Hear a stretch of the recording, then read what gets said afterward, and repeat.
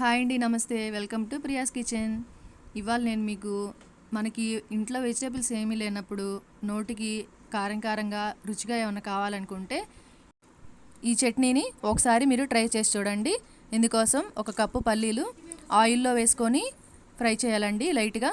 తర్వాత ఒక 10 ఎండుమిర్చి, ఒక స్పూను పచ్చెనగపప్పు, ఒక స్పూను మెంతులు, కొద్దిగా ధనియాలు, కొద్దిగా జీలకర్ర, మినప్పప్పు వేసుకొని ఆయిల్లో బాగా ఇవి ఫ్రై చేసుకోవాలండి. ఇవన్నీ వేగిన తర్వాత చల్లార్చుకొని మిక్సీ జార్ తీసుకొని మిక్సీ జార్లో మెత్తగా గ్రైండ్ చేసుకోవాలండి. తర్వాత ఒక పెద్ద నిమ్మకాయ సైజ్ అంత చింతపండుని నానబెట్టి ఆ గుజ్జు కూడా ఇందులో యాడ్ చేసుకోవాలండి. ఈ చట్నీలో వాటర్ని యాడ్ చేసుకోవాలండి. వాటర్ చల్లటి వాటర్ కాకుండా కొద్దిగా గోరువెచ్చటి నీళ్ళు యాడ్ చేసుకుంటే ఈ చట్నీ చాలా రోజులు మనకి స్టోర్ ఉంటుందండి. చట్నీ కొద్దిగా గ్రైండ్ చేసుకున్న తర్వాత ఒక 5-6 వెల్లుల్లి రెబ్బలు కూడా యాడ్ చేసుకొని గ్రైండ్ చేసుకోవాలండి.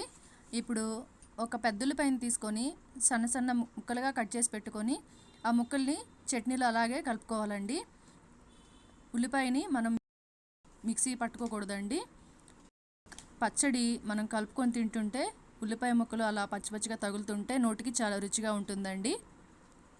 ఒకసారి ఈ చట్నీని మీరు కూడా ట్రై చేయండి. వేడివేడి అన్నంలో ఈ చట్నీ వేసుకొని తింటే నోటికి చాలా రుచిగా కూడా ఉంటుందండి. ఈ వీడియో నచ్చినట్టయితే మీరు కూడా ఒకసారి ట్రై చేయండి. లైక్ చేసి మన ఛానల్ని సబ్స్క్రైబ్ చేసుకోండి. Thanks for watching.